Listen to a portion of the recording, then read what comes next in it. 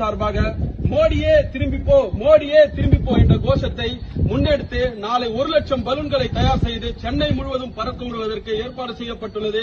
அதன் ஒரு எடுத்துக்காட்டாக திரு ரஜினிகாந்த் ஸ்டைல சொல்லணும்னா இது ஒரு ட்ரெய்லர் தான் கண்ணு. மோடியே திரும்பிப்போ மோடியே திரும்பிப்போ, go back Modi, go back Modi, go back Modi.